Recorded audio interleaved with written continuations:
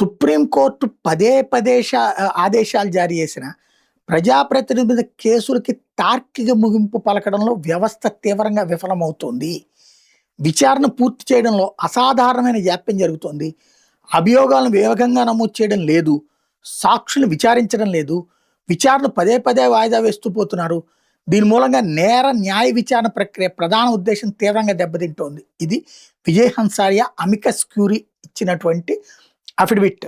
చట్టసభలు అవి రూపొందించే శాసనాల మీద ప్రజల విశ్వసనీయతను పెంపొందించడానికి ప్రజాప్రతినిధుల మీద ఉన్న కేసుల విచారణ వేగవంతం చేయాల్సిన అవసరం ఉందని సుప్రీంకోర్టులో అమికస్ క్యూరీగా వ్యవహరిస్తున్న సీనియర్ న్యాయవాది విజయ్ హన్సారియా స్పష్టం చేశారు. ప్రజాప్రతినిధుల మీద నమోదైన క్రిమినల్ కేసులను వేగంగా విచారించాలని సుప్రీంకోర్టు 2017 నుంచి ఆదేశాలు జారీ చేస్తున్న పరిస్థితి ఎక్కడ వేసిన గొంగళి అక్కడే ఉన్నట్టుగా ఉందని సర్వోన్నత న్యాయస్థానానికి సమర్పించిన 22వ వేదికలో ఆయన వెల్లడించారు. కేసుల విచారణ త్వరగా ముగించాలని హైకోర్టు సర్వోన్నత న్యాయస్థానం ఆదేశించిన పెద్దగా ఫలితం కనిపించడం లేదని ఆవేదన వ్యక్తం చేశారు. దోషులుగా తేలిన ప్రజాప్రతినిధుల్ని శాశ్వత రాజకీయాలను నిషేధించాలని కోరుతూ న్యాయవాది అశ్విని కుమార్ ఉపాధ్యాయ 2016లో దాఖలు చేసిన ప్రజా ప్రయోజన వ్యాజ్యంలో భాగంగా న్యాయస్థానం ఆదేశాల మేరకు ప్రస్తుతం దేశవ్యాప్తంగా పెండింగ్లో ఉన్న కేసుల వివరాలు అందుకు సంబంధించిన లెక్కలన్నీ తేల్చినా కూడా జరుగుతున్న జాప్యం అదే.